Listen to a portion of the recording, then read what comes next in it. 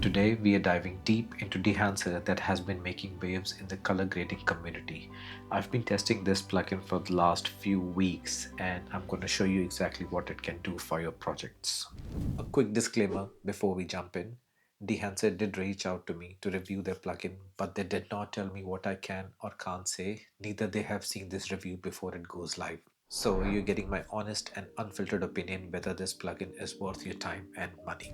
For this review, I'm going to be using my editor of choice, which is DaVinci Resolve, as it gives me complete control over color grading my footage and access to various other advanced features.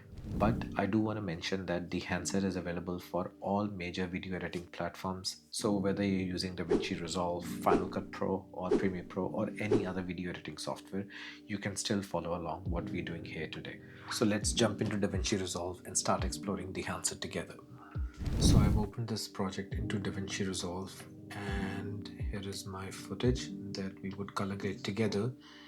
And as you can see, this footage was shot on Sony camera on S-Log3. And so let's just jump into the color tab and start editing. So first of all, for keeping things very simple in this video, I'm not going to be using very complicating node graphs and node structures. So we will be using only one node to completely transform our video from S-Log3 to something more cinematic and film-like. Let's jump into this. Cool. So first thing we're going to do is we're going to go down and drop our Dehancer Pro plugin over this footage, and as you can see, it has already done some things which we're going to change. This is not what we're looking for, and here are all the options that we have. So first thing we're going to do is we're going to press Option if you're on a Mac and click on the first, and it collapses all of the options that we have. So we're going to do one thing at a time. Let's go into the input, and first of all what we want to do is we're going to select our input source and we're going to choose our camera and the vendor, as I shot this on Sony, and the camera as A7R5, and I know I shot this on S-Log3 Gamut 3. And as you can see, our video looks slightly better. Another thing which I usually do is I head over to the film grain and I disable it initially. And cool, let's go back and start exploring stuff. And as you can see in the first tab, we have things like exposure, color temperature, tint, defringing, and defringing radius. We're not going to be exploring every single thing this plugin has to offer, but we're going to go through most of them. So I think the exposure looks all right. Maybe I'm going to turn it down slightly.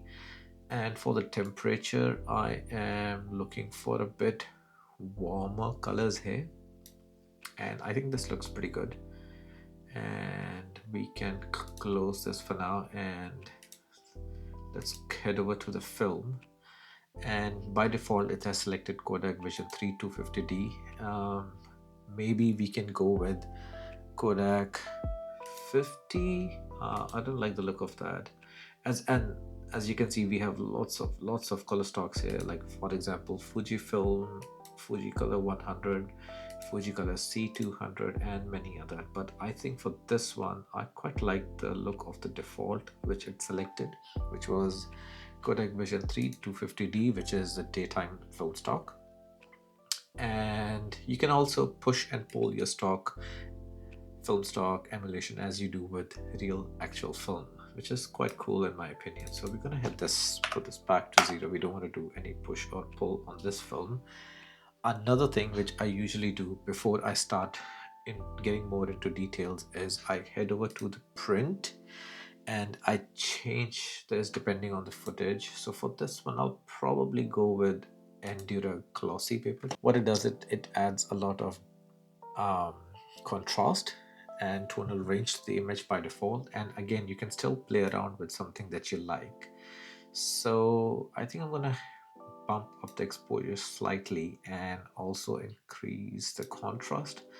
Maybe go slightly more exposed, increase the contrast ever so slightly, and increase the color density of the image, and I think it already looks pretty good so far.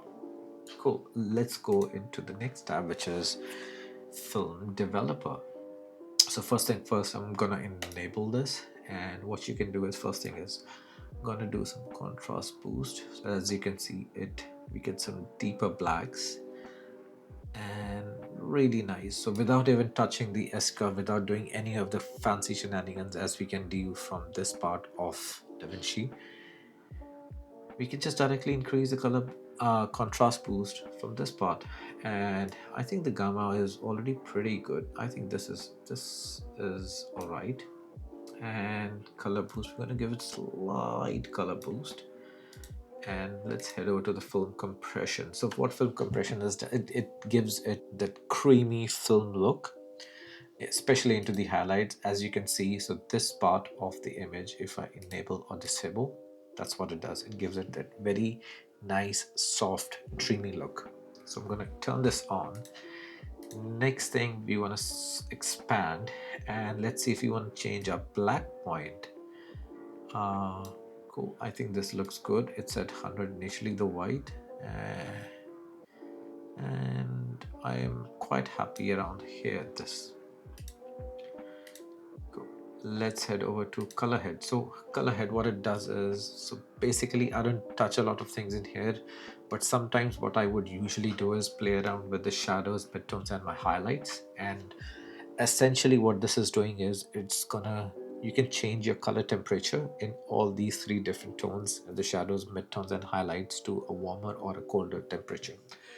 So let's enable this first and see if we want to change any of the highlights. It makes the highlights a bit colder, which I think goes pretty well with this image as we have mountains in the background.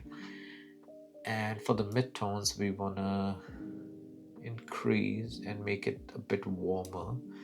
And I think I want to make the shadows a bit warmer as well. And let's see, by turning it on and off, and I think this is a pretty good look, and we're going to stay with that. I'm going to come back to the film grain in the end, but before that, let's add some halation, which in my opinion is the most essential aspect of film, which is the halation and bloom. I love adding halation to my images and even my films. So let's enable this first, and as you can see, it has already added very subtle halation to this, and we can also increase the halation. And how much do we want? But for this part, I think I'm going to go with Super 16 and increase it slightly. And if you want to do it even more, so we can go 16 no remjet, and as you can clearly, it distinctly added a lot of halation on this part of the image. And this is turning it off and on. As you can see, I love this look. I think I'm going to dial it down slightly so it's not too much, so we don't want to overdo stuff, and looks pretty good here. I would also love to add some bloom, and I might increase it slightly. So this is the soft glowy edges that it creates. Here's a before and after. Cool. I think I'm happy with that. And film damage, of course, why not? So we're gonna add some film damage. We can always see an increase. So what this does is it automatically adds a lot of film artifacts and also those imperfections into your digital film, which makes it look more analog and way more film-like. So I think I'm gonna increase it slightly. We're also gonna add the film breathing, which it just emulates the actual film breathing composition. And you can also add vignetting. I think we might need to enable this. Yes, we do. And it, as you can see, it automatically added a bit of vignetting on the sides, and you can increase the size and feather, and also the exposure if you want it dark or make it lighter, so you can adjust that. I think I'm happy with this, and that's it. And let's see, I'm going to export this video now so you can see how it looks before and after.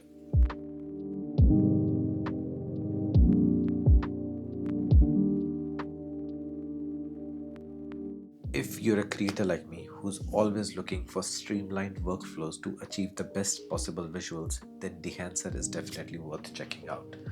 I'm genuinely impressed by how they have managed to capture the complex color science and organic textures of actual film stocks and translate that into something that works seamlessly with your digital footage. And here's a bonus: you can use my promo code Sharma to get an additional 10% off your subscription. I'll drop a link in the description box so you can go ahead and start experimenting with these cinematic looks in your next project. So Dehancer has also an iOS app which works exactly the same way as the video plugin, but this is focused entirely for your photos. It has pretty much all the same types of elements and options and editing styles that you get for the video plugin baked right into the iOS app, but for photos. So let's edit this together. So I'm going to select this photo which I took the other day of a car parked in front of my house. And as you can see, it has lots of existing presets, film presets that you can select from. I like the look of Kodak Gold. Let's go with Kodak Gold and see what we can do. So let's go head over to the edit page. I'm going to quickly show you before and after for this preset. So this is before and this is after. As we can see, it has already done a few things. I'm going to bump up the exposure slightly for this one. I don't think this will look dark. I think this will look pretty good when it's a bit toned up exposure wise. I quite like that. Let's see if there's anything else we want to change. I think pretty good here. Let's head over to the color head tab. It's pretty similar to what we had in the video plugin, and I like this to be a bit warmer, so I'm going to bump up the warmth in the shadows and also in my midtones. I quite like that. I think I'm going to keep the highlights as is, pretty neutral. And let's head over to the film grain. I'm going to zoom in a bit and see what difference it makes. So I'm going to select 35 mm at ISO 250, and it has added very subtle, but we can always change it and increase the grain. I'm quite happy with that, how it looks now. And let's head over to the halation, and I'm going to select Super 16, decrease the amplification so it's not too much. So let's see before and after. Amazing. And let's head over to the bloom, and I would love to add some bloom as well. I think for the bloom I'm going to go with 35 mm and decrease the amplification a bit. There you go. And add a bit of vignetting. I think this is good, and make it a bit darker on. And let's head over to the last tab. Oh, there's one more. Film damage. Let's increase the dust amount. Film dust scale, you can increase that. This is good. And then I think that's enough for this. Oh, we can also add some hair if we want to. And lastly, we have an option for overscan as well. We can select multiple options if we need to. There you go. And we can export this image.